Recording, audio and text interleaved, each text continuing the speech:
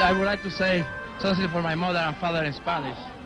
En el día más grande de mi vida, para los nenes, la bendición mía, que me... Who had the audacity on national English TV to take a little break at the top of the question and say, excuse me, but I really need to send the message back home?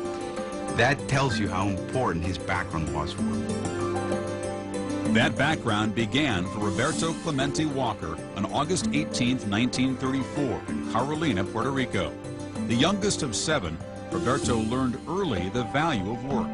He often accompanied his father to his foreman's job at the local sugar mill.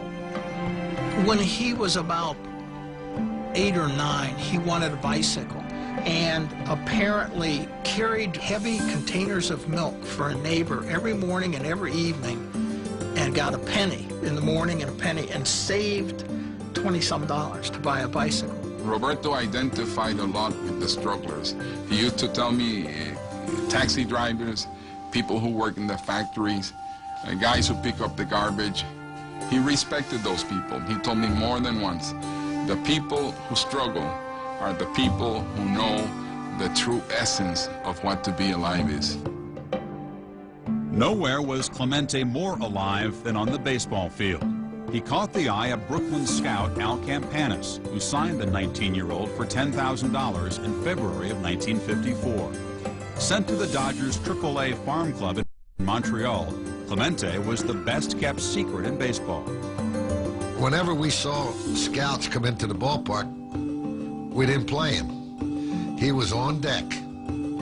And I saw about 5 or 6 scouts, and I hollered to the manager, and I pointed.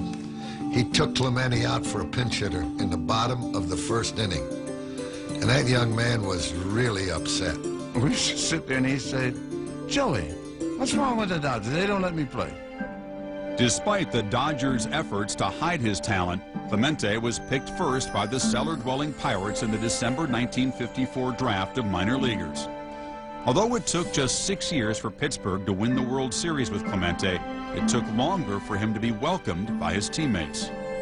He didn't go out of his way to come to us, and we didn't go out of our way to go to him. So both ends just, it didn't gel. Bobby was on the bus, and we joked and had fun around the batting cage and so forth, but it wasn't like he went out to dinner with us after the games. Bobby kind of lived in his own world. Some of the guys don't even know where Puerto Rico was. They probably thought Puerto Rico was a jungle. He never let anybody call him Bob. He said Roberto. He corrected everybody that said to him, hey, Bob. He said Roberto. Keenly aware of the prevailing social order of mid-century America, Clemente often remarked that as a black Latino, he had 2 strikes against him. Yet over the years, he publicly decried that Latinos, like blacks, were virtually shut out from lucrative Madison Avenue endorsements and the managerial ranks of the major leagues. This was the whole period of the civil rights movement. Some of the athletes, they focused on the ball game, but Clemente was a very complex figure who was aware of his importance. He was an athlete, but at the same time, he was a spokesman for the Latin community. He had a relationship with Martin Luther King. They met in Puerto Rico once in the mid-60s, and they spoke about what could be done to better race relations in the States. I am very outspoken. I when I feel something that not only about me, or I feel something that is injustice toward my teammate or somebody else, I want to say something about it. Clemente was a very militant, a very vocal defender of the Latin American player, and I got him some enemies, and I got him some criticism. The impact that he had in the Caribbean society, of the Hispanic society, was this uplifting belief that yes, we can achieve greatness in this sport. In the Latin coaches, he's #1.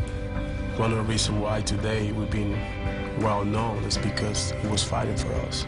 To hear Felipe Alou say he's our Jackie Robinson, to see Sammy Sosa wear 21, play right field, he's our man.